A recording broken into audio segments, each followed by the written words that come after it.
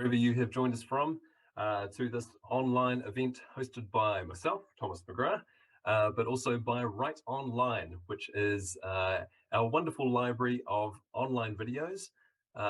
For those of you who like to work at your own pace, we have a whole bunch of different videos of different content made by our expert consultants, and you can try it out for a week, see if it suits you.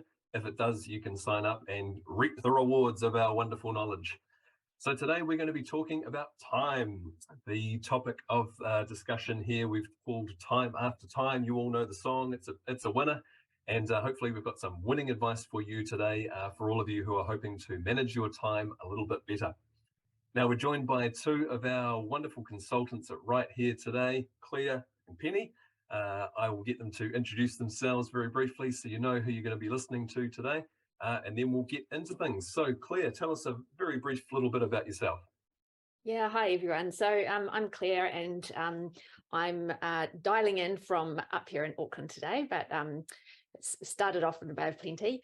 I've got a background in communications and marketing, and now alongside Write, I do some consulting on the side. So understand in a big organization, time is certainly very scarce, but then when you're sort of driving the ship, it's requires a lot of discipline. Absolutely. Lovely. Well, thank you for joining us, Claire. And Penny, tell us a little bit about yourself. Kia ora koutou, ko Penny Maxwell tuku ingoa. I am a consultant at Write as well, and I have a background in education, government and business. And I'm also a very busy mum who works full-time. So juggling time is my specialty. Great. Okay, two fantastic experts to join us today. Lovely. So this is not just about, we've got a few things that we want to say to you, but we also want to hear from all of you. So this is a Q&A, and you are welcome to submit your own questions for our lovely consultants to answer. So if you look down the bottom of the tab here, you'll see that there is a Q&A button. Just click that and you can enter in your question at any time during the presentation. For those of you who have just joined us, kia ora, welcome along. We're going to be getting into things very shortly, so you pop your questions in there. Sometimes we do get a huge amount of questions coming through, so we will do our best to get to your questions as best we can. We're going to keep this to a nice tight half an hour in the spirit of managing our time well, so here we go. The first question I have is, I'm going to pose to our consultants their top 3 tips for making the most of your time. So Claire, I'm going to start with you. Can you give us, if you could distill it down, the collective wisdom that you have about keeping time to 3 things, what would they be? Right, so first thing for me is prioritise as much as possible, even if it's a matter of thinking, if I just achieve one thing today, what's that going to be? I often have a tendency to try to do far more things than can realistically fit, but if they're prioritised, I know that I'm going to get to the key ones. Next one for me is just really understanding how your own sort of circadian rhythm and energies work throughout the day, and making sure that you schedule the important things when you're going to be in the best sort of headspace and energy level for them. And that wraps into that third one of time blocking. So most people tend to underestimate the time it takes to do things. And there is some suggestions around that you double your time of how much you expect a certain task will take.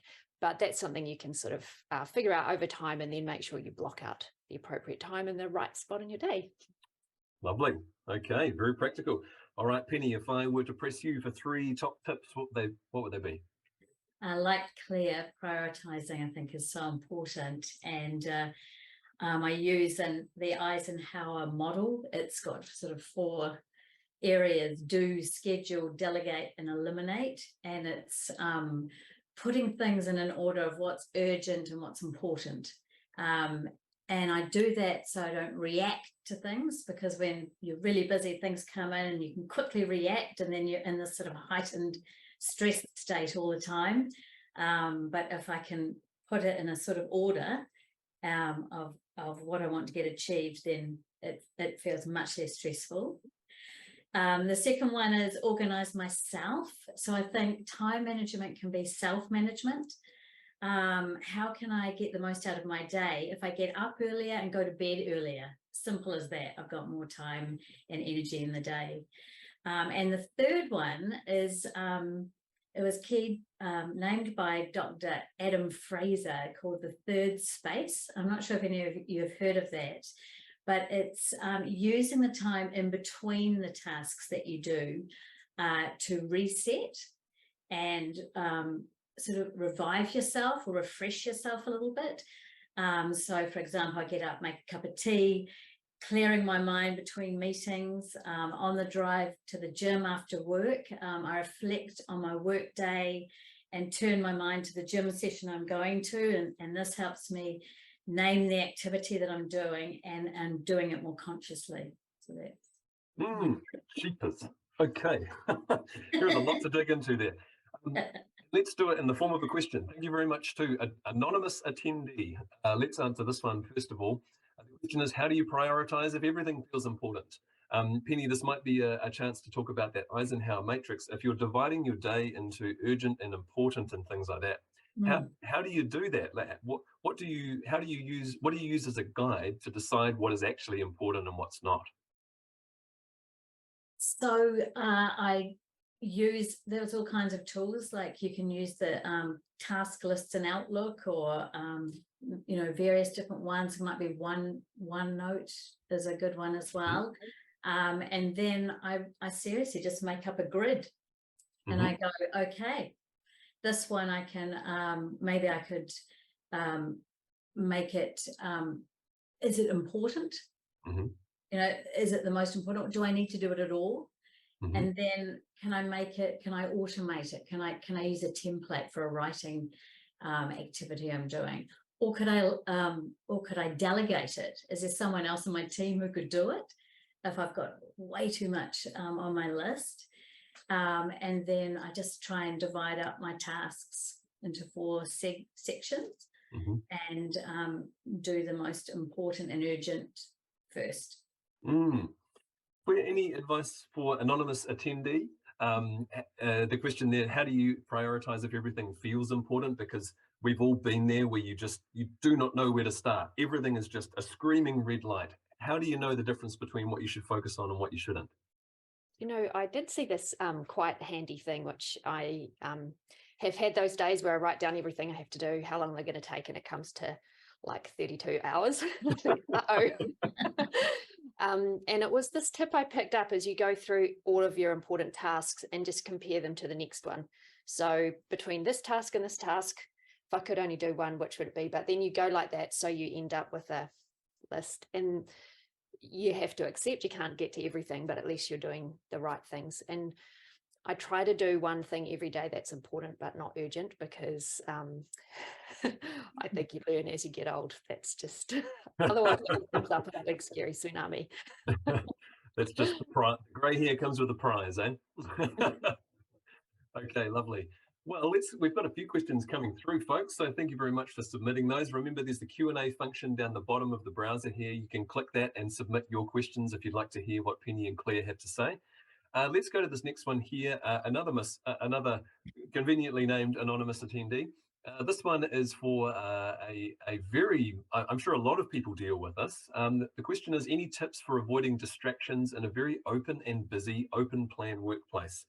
So I know a lot of organizations have had to change for all sorts of different reasons, and people still need to go into the office and manage their time. Any tips for people who are working in an open plan office? Penny, I will respect the hand. Go for it. Yes, I find this one so useful. People quite often come up and talk to me, and I'm really trying to focus and get something done, and it's so distracting. But if I wear noise cancelling headphones, or any headphones, it's a signal to people not to come up to you and bother you. And then also the noise cancelling can help me focus, because I'm not listening to the noise of the office around me. Yeah, good tips. Even though I've found some people have headphones on, but they're not even turned on. They're not even plugged into anything. Like you say, it's just a visual symbol that you're kind of focused in something. Claire, any tips for anonymous attendee in the open plan office? No, I totally agree with Penny. I think that's fantastic. I know some of the organisations where we work in their cubicles, they have actually traffic lights. So on the side, and they can put them on green or red, depending on whether they're able to be disrupted or not. And I guess headphones is just kind of another version of that. Yeah, I've seen that with post-it notes on the side of the desk as well. Someone just put a smiley face of I'm available, like on Teams, the little symbols. Yeah, I suppose any of those symboling or messaging kind of systems live or die by a team really agreeing. So I would really advise that if you do work in an open plan office, is make it an item in your team meetings and talk about it, because I'm sure you're not alone in feeling that difficulty of needing to work in an open plan space where sometimes people with very loud voices are talking about stuff. Okay. And I must give a little prop. I know I'm not down in the office with all of you, but sometimes offices just implement a quiet time, like a Thursday morning, where everybody can just focus, and there's kind of a rule that if you've got to have a big conversation or interrupt someone, you make an appointment out of the office, which I think is cool. It is. And again, comes back to that kind of shared understanding and agreement as a team. Fantastic. Okay, let's turn our attention to writing for a moment. I mean, it comes with the name, right? We've got to talk about writing at some point, but it comes from a question. So forgive me this one. This is from, again, another anonymous attendee. Lots of namesakes in this one. How do you deal with emails that are out of control, especially when you work in an environment that is fast-paced and emails are flying faster than the speed of light? Goodness me. Okay, so we can talk about lots of things here. We could talk about maybe just the volume of emails. We can also talk about writing emails. So let's talk about receiving emails. How do you deal with a really full inbox that keeps filling second by second? Penny, you want to go first on that one, or Claire? Sure. What I do is I use this Pomodoro time technique. It's like a little timer. This actually looks like an apple, but I think they're originally tomatoes, which is that's the Italian word. And just I just say to myself, okay, I'm going to do 25 minutes on my inbox, and just set that, or it could be, you can do it, get one online as well, so it doesn't tick, tick, tick and ding for the rest of the people in the office. I'm going to give this full attention for 25 minutes, because I think this research and studies show that that's an okay amount of time for most brains.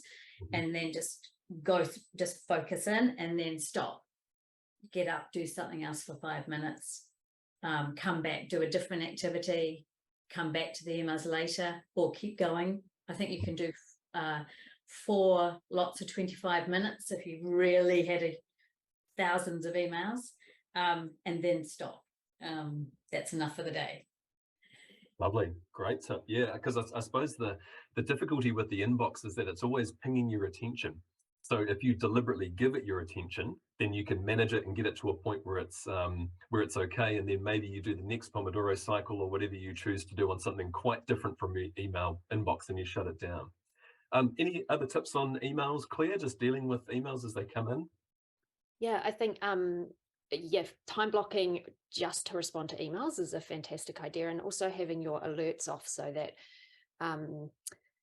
you're not getting distracted from other tasks. Something that we often talk about in our email workshop is just deciding what is the best channel for something, and if it is really urgent, potentially a phone call's better, or if it's something that's complicated and there's going to be a lot of backwards and forwards, it might just be faster for everyone to jump on, have a call.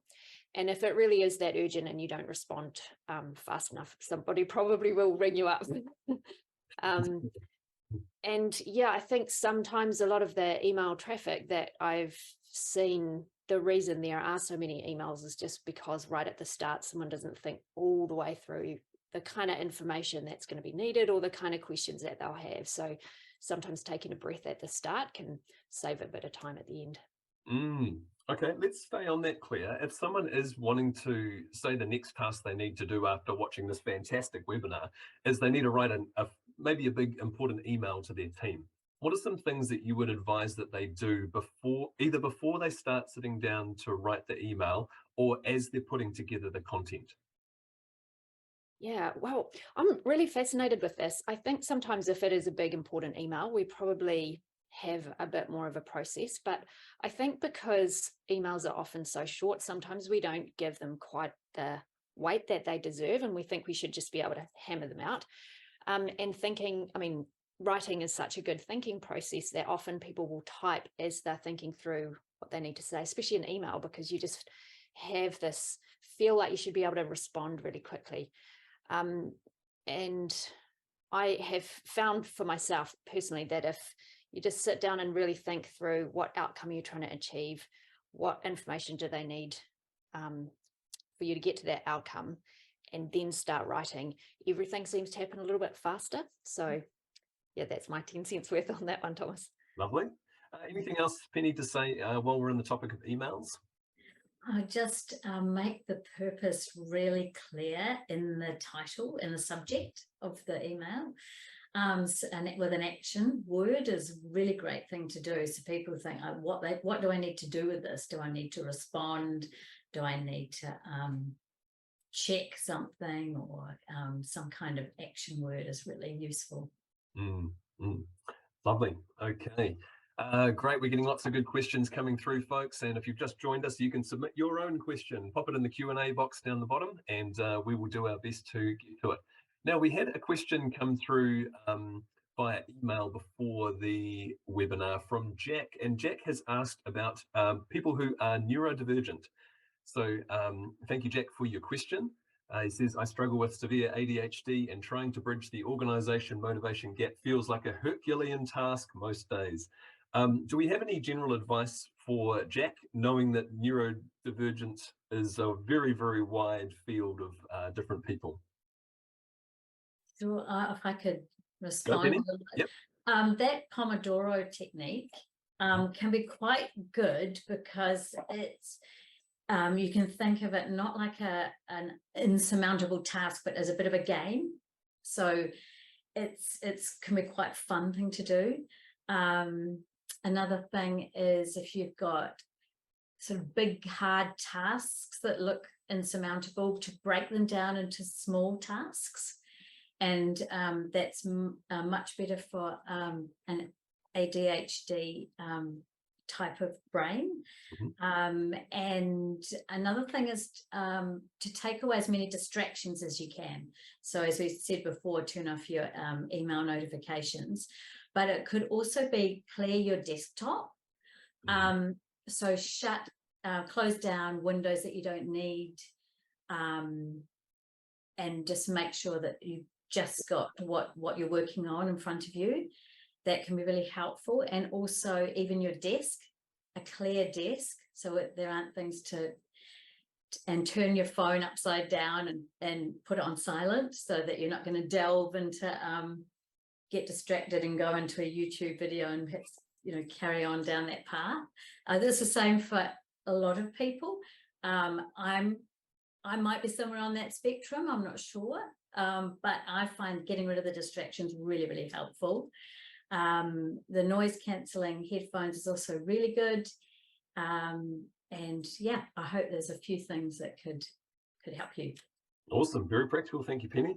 Any other tips there, Claire? Yeah, totally agree with breaking it down to little steps that are easy wins. I know there's some great books as well, and some of those focus again on that one thing, like just choosing the one thing you're going to do and then breaking that down. And sometimes I think it can be useful to allow yourself a little bit of distraction. I know this is kind of contrary, but it might be like binaural beats or something can keep your brain kind of busy, or having a bit of music, or having something to squeeze, or just some kind of outlet to let go of that energy and keep your other part of your brain on whatever it is you need to do. And give yourself breaks. Yes. Okay, well, very good segue. Let's talk about this next question here. What is a good length of time to work intensely before you have to take a break? And a second question here, which might be tricky to answer in this format: what is the best food and drink things to have to keep focused? Let's tackle that first of all. Any food or drink you would recommend? Top studying or focusing food or drink items? Penny? Water. Yeah. Keep hydrated. I tend to have a few coffees first thing to get me going. But I think water is much better for you. Okay, Claire, food or drink item? You know, I'm just thinking, actually, I know an occupational therapist and who specializes in ADHD, and she says just really noticing what you need from a sensory perspective. So really sour foods can be quite useful. So even something like cinnamon chewing gum or something, she says that can get her through. But I agree. We know if your stomach's full, it takes a lot of energy to digest it. So that's going to make you sleepy. So similarly with any kind of like caffeine or anything, you might pay the price in the middle of the afternoon. So it's just knowing what works for you, I think. Lovely. Okay, and let's go to part one of that question. How long should people work? And I mean, this is going to vary wildly for different people depending on the task, but are there any general tips for people are there any signs to look for that maybe they're pushing a bit too hard? Or are there any general lengths of time that are best to work on? Penny, you've talked a bit about the Pomodoro technique, so that's definitely one we can draw upon. Yeah. Are there any other ways of gauging whether we've worked too long or too intensively on something? I was just going to say that some people can hyper focus. So you can get distracted, and the opposite of that is where you go so far into it, and then all of a sudden you look up and 3 hours have gone by and you've just lost yourself in it. So again, that time, some kind of a timer can flick you out of it as well and get you up moving and having breaks. Mm-hmm. I'm not sure. I think it depends on the time of day, like Claire said earlier, on your circadian rhythms. Mm-hmm. Sometimes I get my brilliant ideas at 3 a.m. and get up and write them down, or and then go back to sleep. It's really interesting. I think everyone's different, but maybe your age and stage Mm-hmm. contributes to that as well. What do you think, Claire? Yeah, I think there's a lot of science behind the Pomodoro timing with the 25 minutes, but I read this really fascinating study this week, and they found that they put people at the Max Planck Institute in a kind of time-free box that was free of light and dark, and they found that some people, when they're focusing on things, kind of dilate time, like they assume that 2 hours is just 1 hour, but to the degree that even their digestive system slows down to half the speed. So I think that's probably some kind of hyper-focus thing, but again, it's knowing how you work. Some people have the best results if they just sit down, do 4 hours on something, but other tasks, it might be like 10 minutes and you're just mentally exhausted. So that might be a good test for people to do is, especially, say, for example, a task that we do a lot of proofreading, which is a very focused task where you have to get 100% of the, catch all of the errors or the style inconsistencies. For some people, the best time to do that is in the morning. For some people, the best time is in, say, the evening, or it might be just before lunch or just after lunch. I'd really encourage people to experiment with different types of tasks in the day and just observe if that makes any positive difference to your ability to focus. The other thing to look into is some really interesting research by, and I will probably say his name wrong, sorry, Mihail Csikszentmihalyi, who looked into the concept of flow. And he found that around about 3 hours was an optimal time if you were focusing on a task where there's the ability to have some freedom of choice. So say, for example, you were painting some walls. You'd be very unlikely to do it very well if you only had 20 minutes. You'd barely have got your brushes out before you had to put everything away. So he was arguing that it's much, much better in terms of focus and your ability to do a task to have a longer period of time to focus on it, get everything out, do it as best as you can, and then put everything away. And he reckoned about 3 hours was perfect for that. The last thing on this one that I'll say is that he also talked about the difference between, the balance between challenge and skill. And that someone who's in a state of flow is perfectly between those 2 points. So what you might find is that if you're having trouble focusing on a particular task, you either need to get some more skills. So maybe you need to learn a few things and upskill and research to be able to get to that level of challenge. Or if it's way too challenging, you might need to find a way to dial back the challenge. So you might need to look for some help from some other people or find some more resources to assist you. So just thinking of those 2 ends of the scale can be quite handy. Okay, right. Here's one. I keep on picking up my phone all day and mucking around on it. How do I stop doing that? I can barely go 5 minutes without picking it up and checking it. The dopamine pump. Good old smartphones. An amazing invention, but they are very distracting. Claire, what would you say to another anonymous attendee about excessive I can phone totally usage? relate to this. I saw some post when I was on my phone the other day, and it said something like, you decide to go to bed, but then 4 hours later, you're reading about how your preference in pasta sauce affects your personality, or something like that. And I thought, so true. I used to have a job where I was doing media crisis comms, and so I needed to check my phone all the time because just in case something had happened. And it took me years to wean off that, and I had to keep reminding myself, it's okay, you know, nobody's trying to get hold of you, nobody's dying today. But it is just so tricky. I was telling Thomas and Penny, I left my phone somewhere the other day and didn't have it for the evening, and it was amazing how much time I had once I got over the kind of uncomfortable feeling of not having it at my fingertips. Yeah, having alerts off, those little red things that tell you how many new comments you've got or emails, turning all of those off makes a huge difference for me. Lovely. Any tips there, Penny? And for me, if I'm in the office and then I'm just have a moment of distraction and go to my phone, just in case there's a message or something, it is putting it on silent and actually putting it in my bag. So it's not just sitting there on put a watch on if I need time, or look at my computer screen for the time, but or putting it in a drawer, or it's just something so it's not in reach is really helpful for me. Containing it. Eliminate. Eliminate, yeah. Okay, so we've got time just for one more. I'm interested for some people, there's a little bit of a theme and some questions coming through here about when you're spending time with other people. So it might be meetings or it might be group tasks. And sometimes they can take a lot longer than you think. We've all been in those meetings where we're sitting there watching the clock and thinking, oh, are we ever going to get to the point of this meeting, or should I be here? Let's finish with some tips about using time effectively in meetings. Penny, have you got any tips for people on that one? Have a really good agenda, clear roles of the people in the meeting, a chair, a minute taker if it's a bigger meeting. Clearly have a purpose for the meeting. It's really, really important.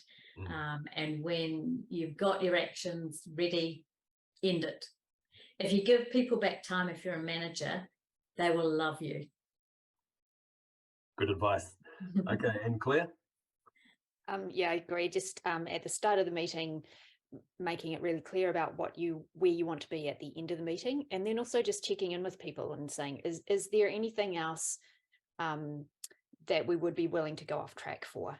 And usually people say no because they want to get back to their desks, and so that kind of gives you a bit of permission later on to say, that's a great point, let's just get this done and we can catch up later about that. Fantastic. Okay, well, in the spirit of time, this is all the time that we have for today. So thank you very much, Penny. Thank you very much, Claire. And thank you, everybody, for joining us. Just a reminder that this Q&A has been hosted by myself and Write Online. So you can go to writeonline.co.nz and try a free trial. It's full of micro-learning videos that you can use to learn at your own pace about all of the stuff that all of our wonderful consultants at Write know. And it's just a wonderful resource. So I recommend going online, have a go, see if it's for you, and I look forward to hearing about all the things that you have learned. So thanks again for joining us on this webinar, and we look forward to seeing you again shortly. Ka kite. Bye. Take care, everyone.